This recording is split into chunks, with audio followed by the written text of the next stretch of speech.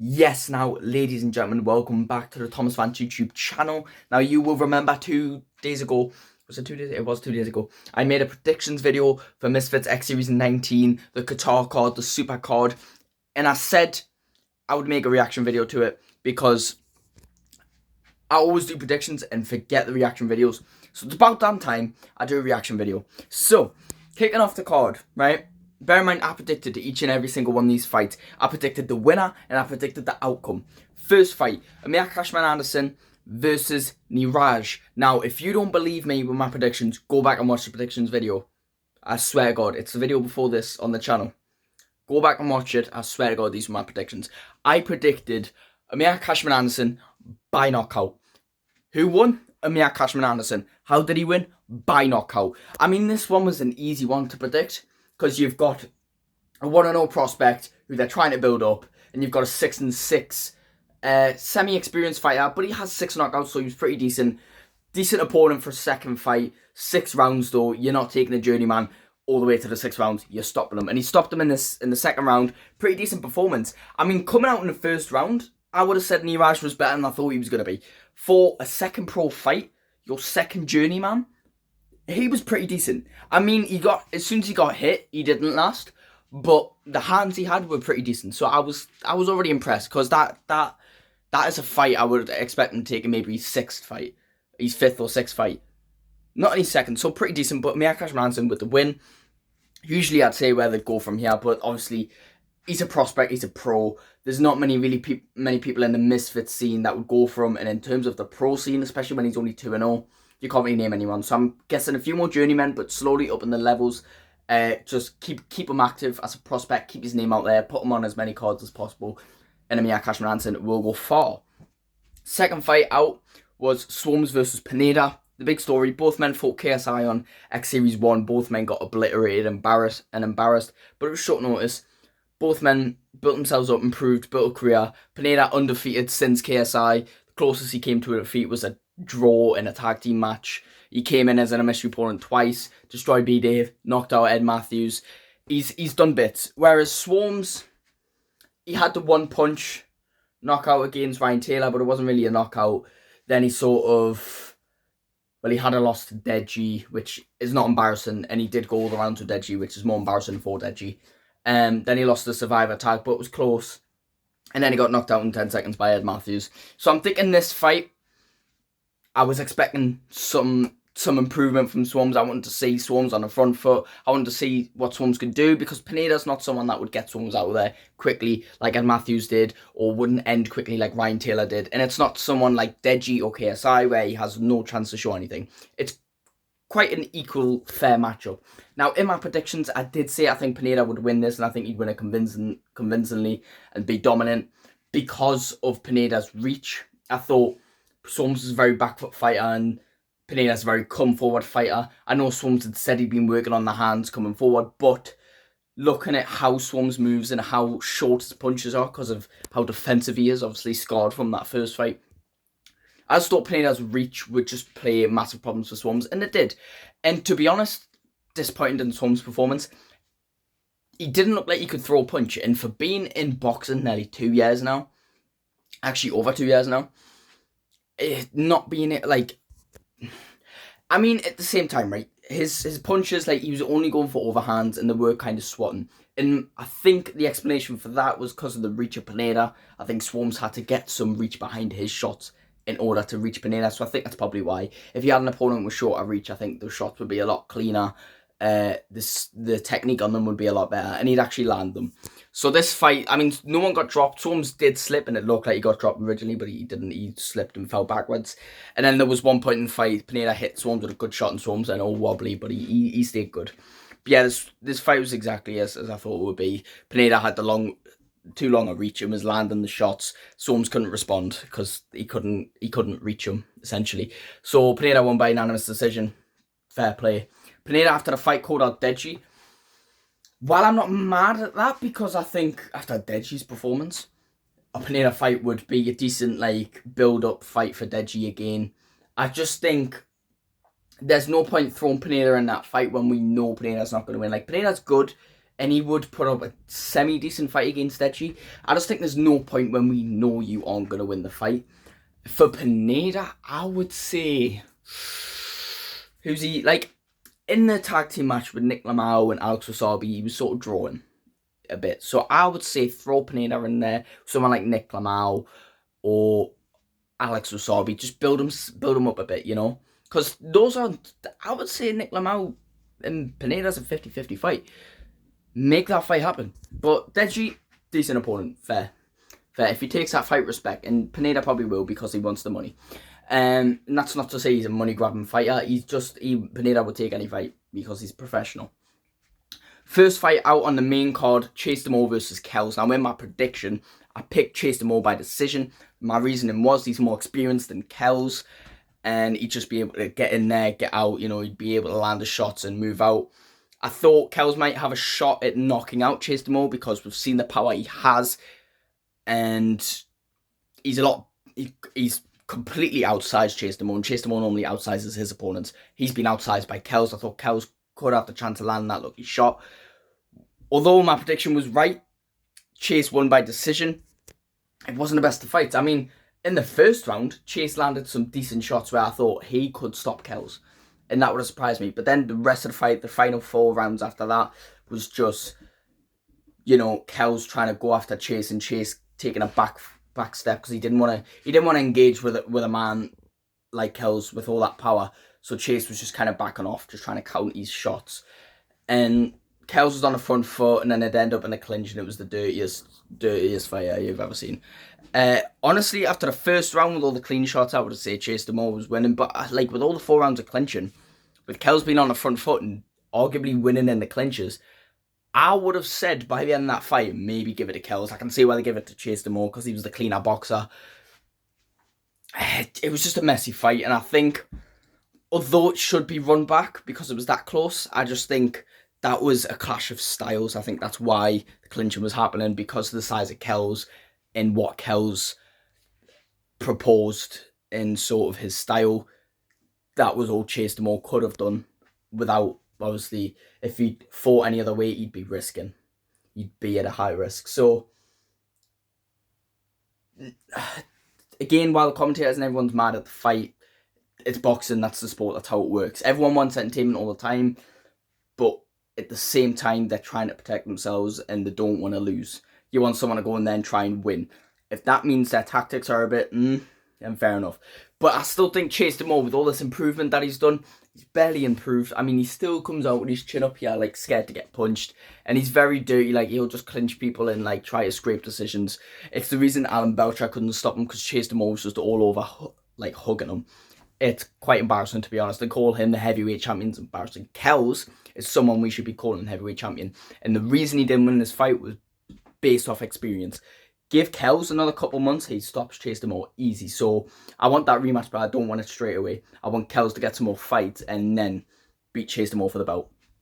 As of Chase Demore, Temple Waters retired. I would say run that rematch, but he's retired. They're saying Roman Fury would run laps around Chase Demore. I haven't even watched any Roman Fury fights, but you don't need to know he'd run laps around him. Who else is there in the heavyweight division to fight Chase Demore, really? There's not that many people, but I'm sure they'll find someone worthwhile. I mean, they were saying Uriah Hall. I'm not mad at Uriah Hall. I still think Uriah Hall would win that, but that's a decent opponent if they can nab Uriah Hall off MVP. If he's still signed MVP, I don't know.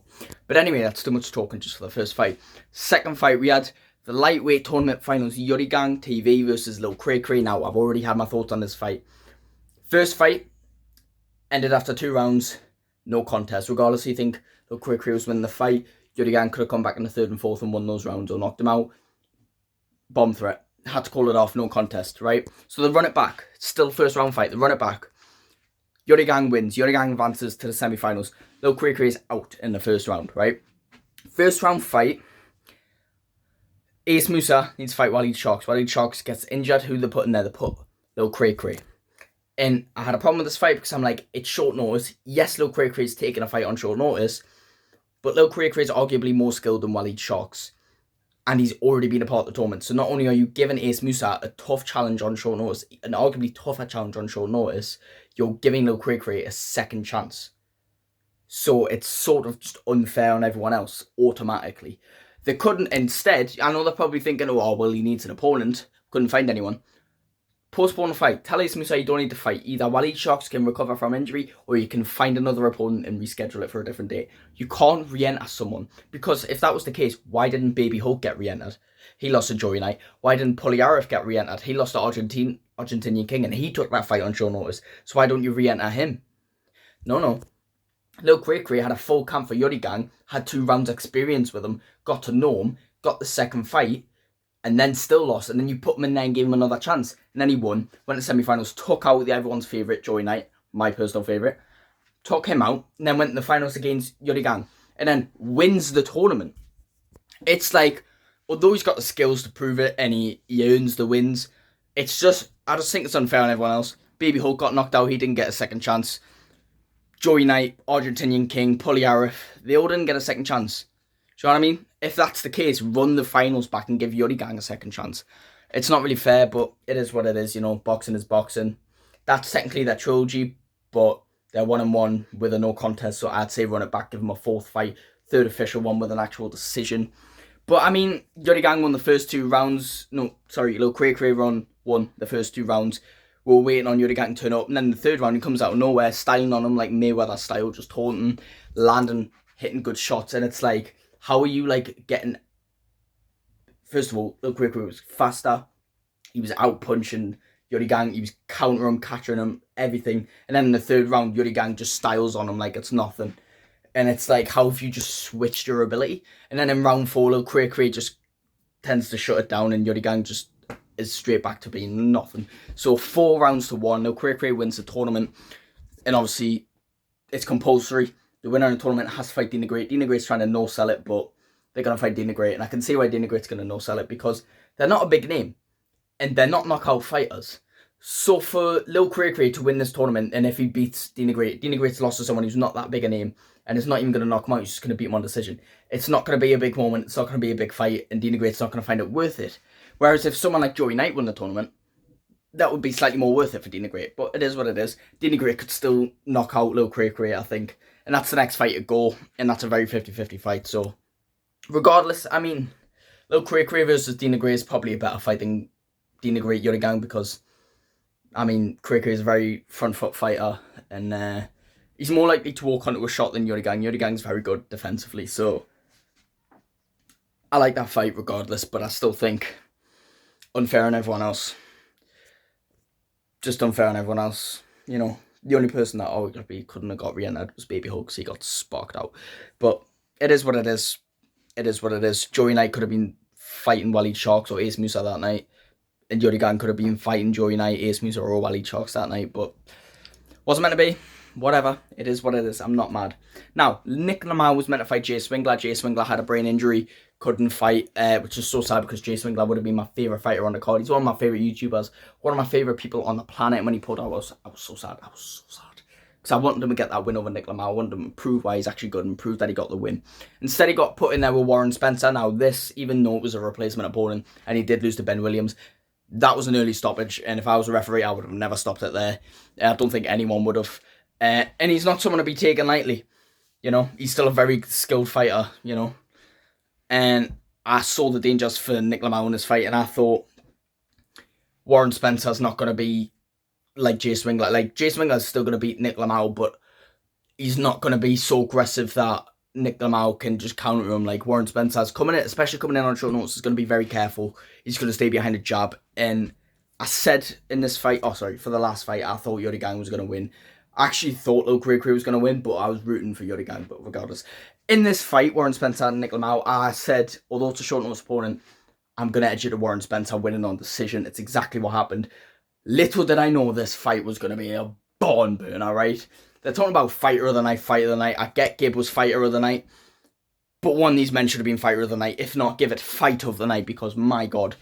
I mean, Nick Lamau was sad that he lost. You can't really be sad that you lost when you were getting outstriked. Like, Warren Spencer landed more volume. I get why Nick Lamau was a bit emotional, because he landed some good shots. Like, he was pinging Warren Spencer's head back with jabs and he was landing some overhands, and he'd wobbled Warren Spencer quite a few times. I was quite surprised by that, because the power on Nick Lamau, he doesn't look like he carries the power, but the power was there, and Warren Spencer was getting hurt. But Warren Spencer had the jab, and then they had moments of like Max Holloway moments where he said, come to the ring, come to the middle of the ring at the end of the fight. And they had moments at the end of every round where they'd slug it out. And although both men would get hurt, Warren Spencer would outland him. He'd land way more strikes. And I think that's important to know. I genuinely didn't have Nick Lamau winning a round. And I know you're probably confused by that because he was hurting him. But I'm looking at the strikes and I'm just seeing Warren Spencer either countering, landing more, or having an answer to everything. So Warren Spencer won that fight fair and square. And I'm still up on the predictions. I got one fight wrong, but I'm still up on the predictions. Next fight was Jarvis, Ben Williams. I had Jarvis winning this by decision. Just because of the styles, both men are they're very calculated with their strikes. You know, they're not likely to get hit. They're both very, very defensively sound, but they also take their time and wait for the right shots. They don't just rush in. So I was expecting just kind of like a 5-round dominant performance from Jarvis, just to break him down the same way Gib did to Jarvis. And this fight did not turn out how I thought it would. First 2 rounds, Ben Williams is all over Jarvis. He's like shots everywhere. He's going nuts on Jarvis. Like, he's swinging. He's trying to hurt him, and he caught him with a couple of good ones. It never was enough to hurt Jarvis though, and you can tell that was his game plan, was to get Jarvis out of there, and he didn't. And in the 3rd round, you can see he's gassed. Like, whatever he says, you can see he's gassed, and Jarvis knew that, because Jarvis was going to wait. Right, give him the first 2 rounds. 3rd round came, he was gassed, and Jarvis was starting to land some decent shots on him. He throws a right. Ben Williams steps to the side, falls over. You think he's been knocked down. No. He's hurt his ankle. Now, originally, I thought he's gassed. He didn't get him out there in 2 rounds. He started getting hit hard. He's fell over, like he's slipped, and he's using an ankle as an excuse to get out of there. Not like a sinister, like cheating sort of way, but sort of like, I can play this off as my ankle and stay safe because this isn't looking so good for me. Turns out no, on the replay, like, you can actually see his ankle got twisted. He didn't even get hit. So you can see his ankle got twisted, and it's a shame. And the rule that's a win for Jarvis. I get Ben Williams can't continue, and it's the fight game, so Jarvis remains champion, he's the winner. But I would rule that a no contest personally, because like, Jarvis didn't do anything for that to happen. Like, I guess he swung and Ben Williams moved out of the way, but it was mere effect of Ben Williams' footing. Like, you can't control these. Obviously, you can try and prevent it, but like, these things happen, you know. I would have ruled it a no contest. Instead, Ben Williams loses his undefeated streak and actually is ruled as TKO'd. And that's a bit sad, you know. Imagine being in that position. Imagine winning 2 rounds and then the next round you come out spraining your ankle and then them saying you TKO'd. It's sad, really, to be honest. Like, and Jarvis was honest the whole time. He said, that's not how I wanted to win. That's not his fault. He was arguably winning the fight. He was winning the fight. Jarvis said that, and respect to him for saying that. Technically, I'm up on the predictions because Jarvis got the win. But he didn't really win out of what was seen. But regardless, if he hadn't sprained his ankle, I think it would have went through the 3rd, the 4th, and the 5th. Jarvis would have been just outclassing him because Ben Williams was gassed and he was going to start getting hit with some shots. So I guess I'm still up. What I'd want to see from here, run it back straight away. And if not, like, run that back. And if not, Warren Spencer, Ben Williams run that back, because that was a faulty ending as well. And if anything, Warren Spencer got a win.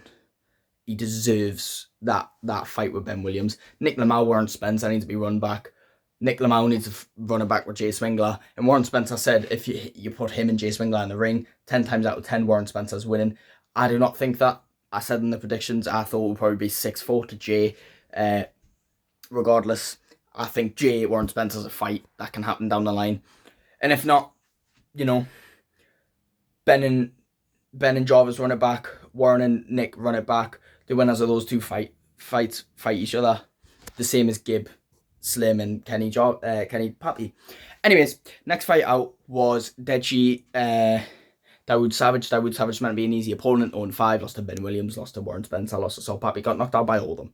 Deji obviously had Joey Essex pull out, had 3 other opponents pull out, including like Danny Arrington and stuff like that. And Dawood Savage was the one who took the fight. We knew he was going to get squashed. did not know it was going to go like this. We knew Deji was out of shape, but that's because obviously we thought he's just been chilled back about it. He's just getting back in the ring. Dawood Savage is not a serious opponent. However, fight starts. Deji probably throws one punch in the first round.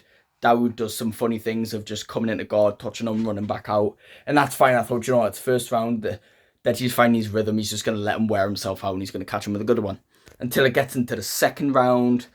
And again, nothing happens but Dawood running into range. Just kind of flurrying, flickering his hands into guard. Clinching, running back out. So arguably, Dawood Savage, based on volume, has won 2 rounds. And because Deji's done nothing. Third round comes. Gets into the clinch again. Steps out the clinch. Deji throws an uppercut. Completely misses. Just stands. He stands still, by the way. And uppercut misses completely. Like, Deji's just not even aimed it properly. And then he lands the left hand as Dawood is leaning back. It knocks him down. Referee thinks it's a slip somehow. And it doesn't get ruled a knockdown. So then referee just gives him all the time in the world to stand up. If that was ruled a knockdown, he's given an 8 count, this fight would have gone completely differently. I'm telling you now.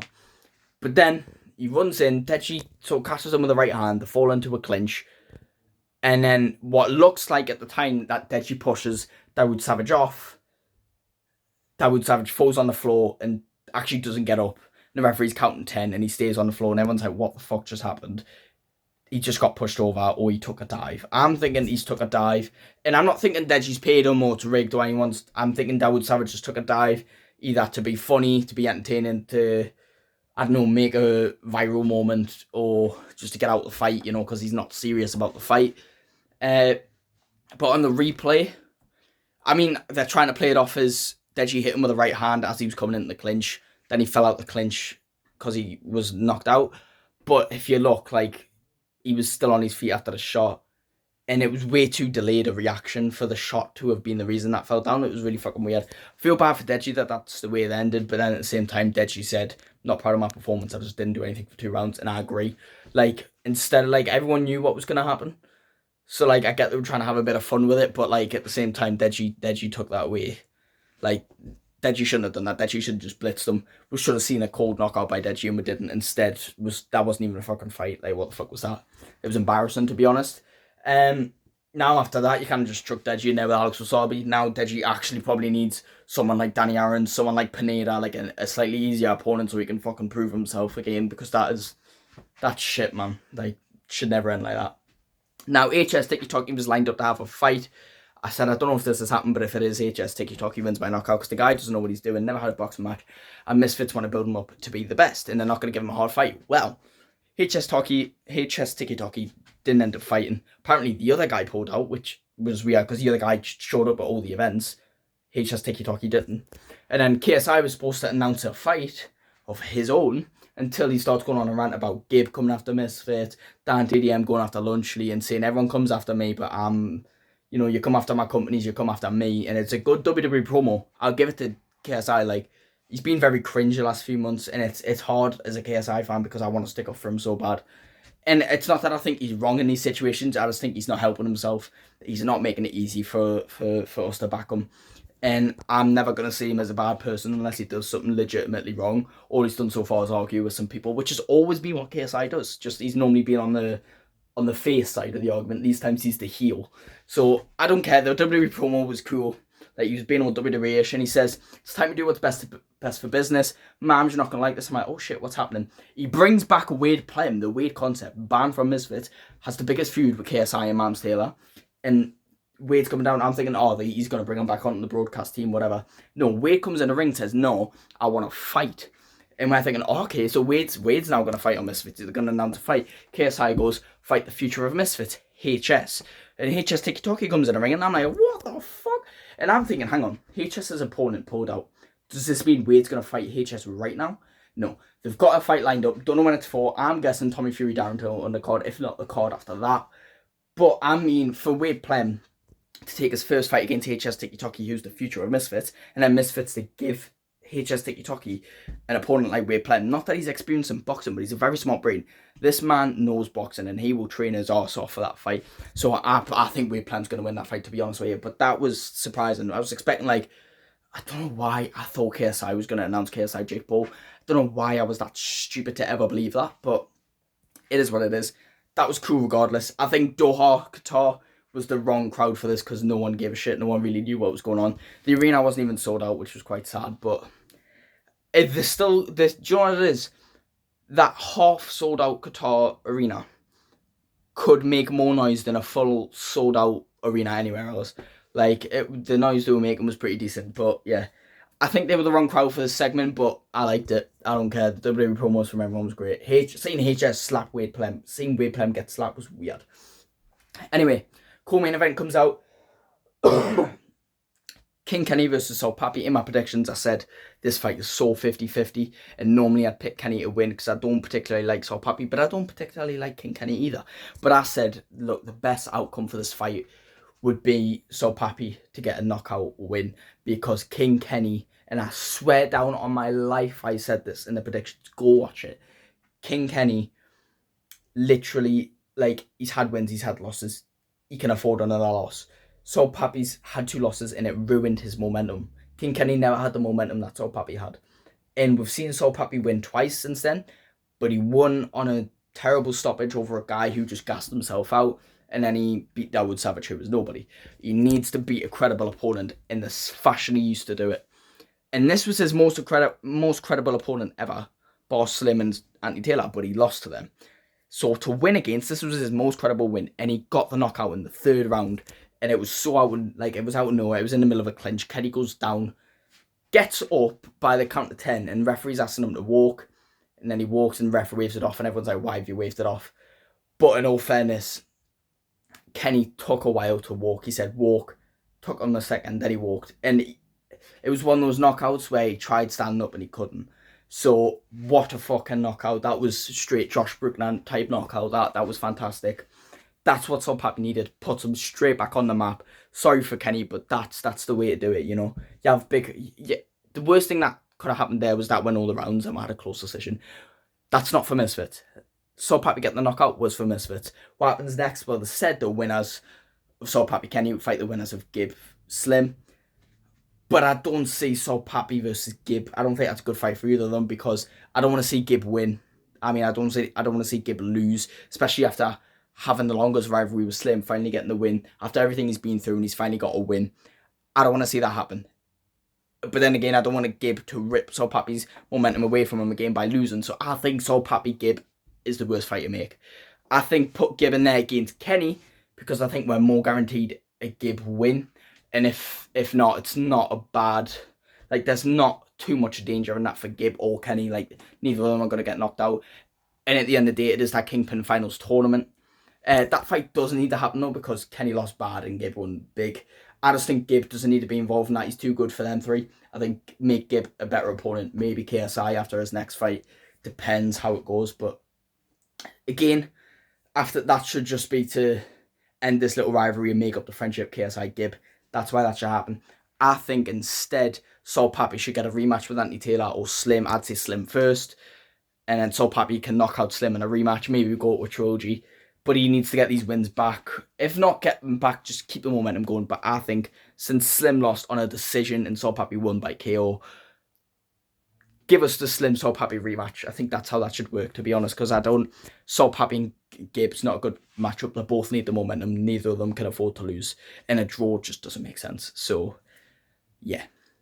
I mean, Slim Kenny can also make sense. I don't mind that fight either. So, make that one happen. But in terms of Gib Slim, what a fight. Everyone's saying Slim would knock out Gib. And to be honest, I was scared that Gib would walk into a shot. And he didn't. And Gib dominated. Most people are saying 6-2, 7-1 to Gib. This is my honest thought. I honestly think 8 rounds to Gib. And in my predictions, I said Gib by decision. I said maybe Slim can knock him. I said Slim can definitely knock him down. Slim might knock him out. That's a possibility, but I'm picking Gib because I'm backing him, and I back him to win by unanimous decision. I back a dominant decision. He won by majority decision, but that's because one judge had it as a draw. That judge needs to get fired. How the fuck are you giving Slim 4 rounds? Don't know. But here's what it is. First ever Misfits 8-round fight. Both men could go 8 rounds, but Gib just destroyed anything Slim had, you know. Slim normally has that endurance to just kind of like... He's normally got the speed to just like... When you're coming at him, just start throwing punches. Gib would walk him down. Gib would make Slim slow. Gib would not make it easy for Slim to get shots off. And even that fast, hard-hitting right hand that Slim has, that always puts opponents down, Gib had an answer for it. That lead hand, that feint jab would just catch the right hand and make, like, kill all its momentum. The power and speed coming from Slim's right hand was there, and all that happened was Gib's lead hand would stop that shot immediately, and that's impressive. Gib had all the tools to just completely stop Slim altogether. Regardless, proud of the win, and I think what should happen, Gib, they need to wait till they have the right opponent for Gib. It really needs to be worth it. Like, it needs to be a big name, because we can't afford a Gib loss. And I do think KSI is the right opponent just to squash this little beef that I have, because it's ridiculous. They're in the same friend group. Why are they beefing for? Do you know what I mean? But yeah, I mean, I can obviously Slim's gonna back himself and say he thought like he won that fight, but there's no argument to say Slim won that fight. Like, that was a dominant performance from Gib. There's not even a reason to run the rematch back. There's nothing you can campaign for a rematch there. Slim said dirty boxing won.